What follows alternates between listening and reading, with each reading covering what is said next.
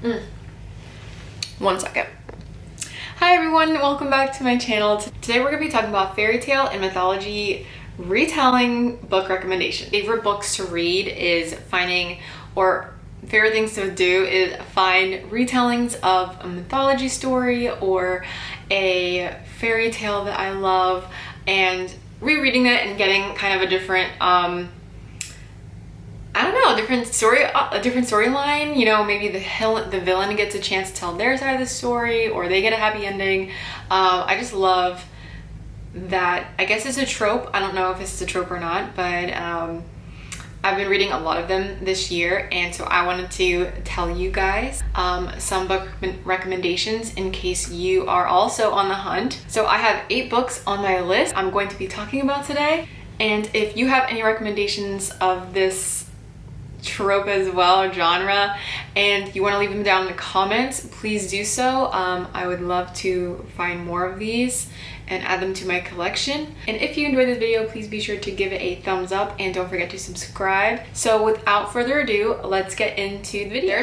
There are some books on this list that have the same fairy tale aligned with it, so I'm gonna kind of be grouping these. So first up we have Peter Pan retelling. Peter Pan wasn't really my favorite growing up. He actually kind of creeped me out. I think the whole concept of a boy sneaking into your bedroom at night and taking you far, far away with an island group of other children that also don't have parents anymore, kind of, I don't know, just weirded me out. But I have 2 on this list, and both of them were extremely good, and I think why is because Hook ended up being the good guy. If you're looking for a dark romance, Hooked is gonna be the one for you. Hooked is like, it's twisty, you fall in love with the bad guy, but Peter's also a bad guy, but Hooked is still a bad guy. Which bad guy do you choose? It has all those fun parallels to the story that we know and love, and I just think that it makes the story so much more fun to read. Even though the story may not actually be great, is the writing phenomenal? No, it's a dark romance, but it's still a fun time to read because you get all of those characters that you grew up with, right? I will say with Hooked there are a lot of trigger warnings, so check that before you go into reading it. Like I said, Hooked is a criminal. There's a lot of stuff that goes on that he does. He's not a good guy, but I still think it's really fun and it may be worth reading. I'm not gonna go too much into the plot. I would just say that check the trigger warnings and give it a shot if you're into dark contemporary romances. The next Peter Pan book I will 100% recommend to anybody. I thought it was phenomenal, and that is Darling Girl. I would say is more of it's more closely a retelling of Peter Pan and the original story, because we do get the Darling family, we get Wendy, we have Peter and the magic that comes with him, and there is a romance but not really. It's very, very faint. We have the granddaughter of Wendy, that's who the story revolves around, but we still have Peter. Peter is still kind of traumatizing this family. So while we have in Hooked, we have, I would say, like very, very loose, like not really a retelling at all. It mostly just has the characters that sound familiar to you, and different elements of the story. Darling Girl does have more of the magic from the original story. It's set in modern day as well. If you, like me, grew up watching Peter Pan, you're like, Peter Pan sounds super creepy, I think you'll really like Darling Girl, because this definitely gives you a side of Peter that you don't get from the original cartoon. I think the writing was also a lot better than Hooked. Hooked is more, you get the spice, you get the romance, you get the darkness, whereas Darling Girl, you're gonna have the fun actual story and plot that I think would grip more people. I actually really hope that this author did more reimaginings of stories, because she just wrote this one so well.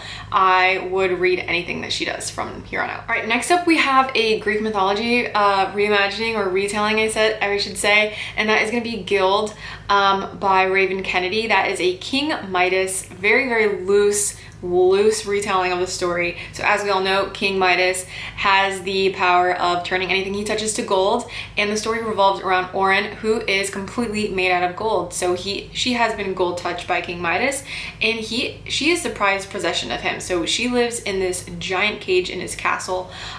She's in love with the guy. You definitely get Stockholm syndrome. You definitely get captive romance going on here. I would also check the trigger warnings because the first book in this series is kind of hard to read. Being in love with your captor, alcoholism, I would say also the big R word is in here as well. So I would just be aware of those triggers and know that before going into this. But this storyline was it was masterfully written. It was so good.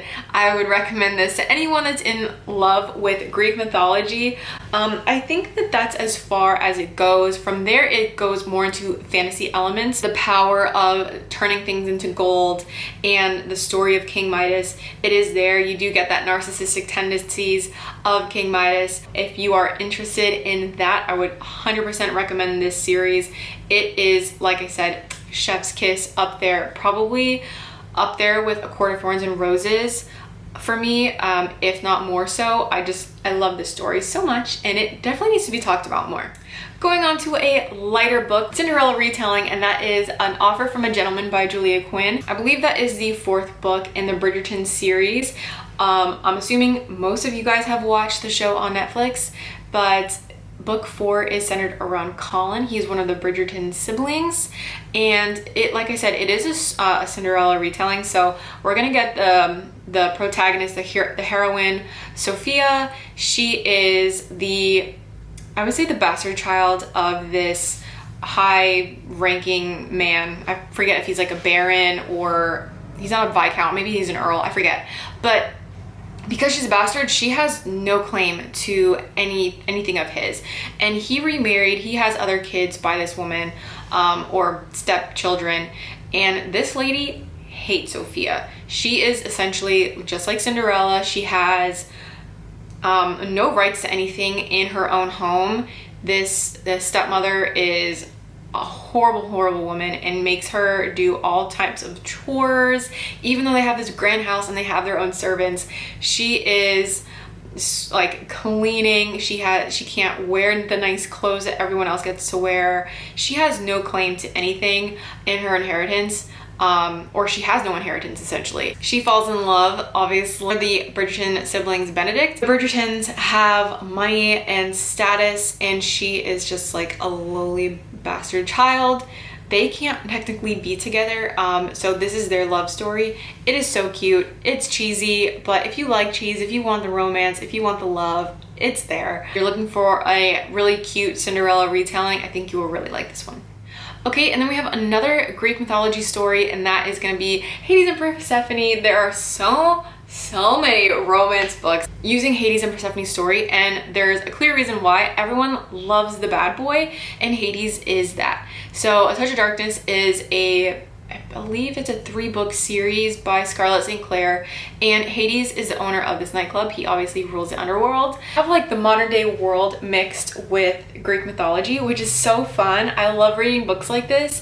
And Hades, like I said, he is the owner of this nightclub. He's very dark, ominous, sexy, and mysterious, and everyone kind of wants to get into this nightclub because it just is super alluring. Then we have Persephone, and she is the daughter of Demeter, so she has powers, but Demeter kind of sent her into the mortal realm, and so she doesn't think she has any power. Their love story is super messy for a lot of reasons. Demeter does not want her being with Hades, and Hades he's the ruler of the underworld. He's not supposed to have happily ever after, but there's a three books story with this, so it obviously gets really good, really intense. And if you're looking for a good, fun Hades and Persephone story, I think you will really like this. Hades is exactly who you would imagine in any version. You know, you watch Hercules growing up and you get, you know, the Hades with the blue hair, and he's like kind of old and grumpy but very funny.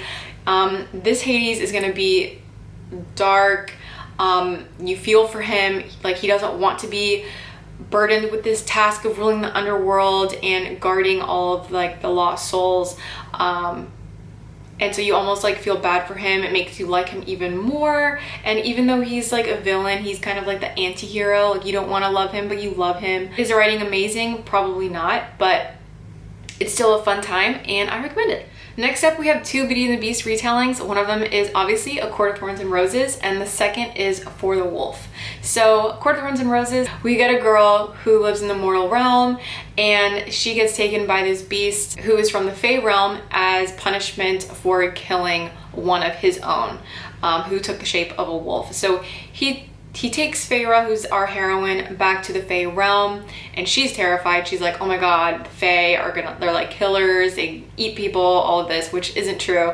And she gets landed into the Supreme Court of the Fae realm, which Tamlin, is the High Lord over. So he is essentially the beast in the story. She's stuck there as payment for killing essentially his friend.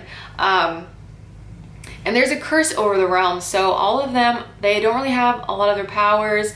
They are all wearing masks. It's like stuck to their face because of this curse. And the story is basically about Feyre and Tamlin trying to navigate their relationship, the curse, her getting back to her family. The first book in the series, I would say, is definitely like Beauty and the Beast retelling. A lot of people could probably agree with this. The rest of the series isn't, but the first book is. Next up, we have For the Wolf by Hannah Witten. This is a duology, so there's 2 books in the series. And this one is it's a very loose Beauty and the Beast retelling. We have a little bit of a mix here. We get Beauty and the Beast, Snow White, Red Riding Hood, a bunch of different elements from different stories. This is a dark fantasy, and it's not necessarily a romance. It's gonna center more on the fantasy world, or this magical world. In this world, they sacrifice the second child, the second daughter, to this wood. So it's like an enchanted wood, and it's dark, mysterious, dangerous. You can't go in there and come out alive kind of thing. And they always sacrifice the second daughter of the kingdom to this wood, to this wolf that is there as like payment, in hopes that one day their gods that are trapped in this woods can be released. And so Red sacrifices herself. She leaves behind her sister, and she just marches right in that wood, and she discovers that the wolf isn't who she thought she was. Story is very well written. It is darker, like I said. Story is going to be more about the sisters versus the romance, in my opinion. There is romance there, but it's more about the storyline between the sisters and their personal character development than the romance between her and the wolf. But there are elements to Red Riding Hood. You know, her name is Red. She has a red cloak. He is a beast. He's the wolf. We have Snow White. We have this cabin in this enchanted forest. We have curses that need to be broken, spells that need to be broken. There's a lot of stuff going on, and it's really good. It's really good. So definitely recommend it if you are into dark fantasy, more fantasy than romance. I think you would enjoy this. The writing, I think, is more mature than A Court of Thorns and Roses. So depending on your preference, you may not like For the Wolf, but I still recommend both of them. I enjoyed them equally. Okay, and last but not least, we have a Lion King retelling. Just like Tucked, Emily McIntyre wrote Scarred, which is very loosely based off of the Lion King story. I wouldn't say it's a Hamlet retelling like the Lion King is, but because there's so much more elements to just the characters in the Lion King specifically versus Hamlet. So Sarah is our heroine, and she's set to marry the king, but she actually has an attraction to the younger brother Tristan, and their last name is Fasa, like Mufasa. I think it's so funny. The story is revolving them and basically this kingdom that is trying to revolt and start a rebellion against this king. He is not likable. He's not a likable character. This is another dark romance. Check the trigger warnings for this one as well. There's a lot of violence in this. Again, we get that morally gray villain person that we still fall in love with, even though they do a lot of like not great things. So check the trigger warnings, but this one's a very fun story that I would definitely recommend if you love The Lion King and you love romance. I mean, you gotta read it. Alright, and that is going to be it for fairy tale, mythology, retellings, and reimagining book recommendations. I hope you enjoyed this video. If you have any that you think I would like, that I should read, check out, please let me know in the comments. I love stories like these, and I am always on the hunt for reading more. So if you like this video, please be sure to give it a thumbs up, and don't forget to subscribe to my channel. And until next time, I will see you next time. Bye!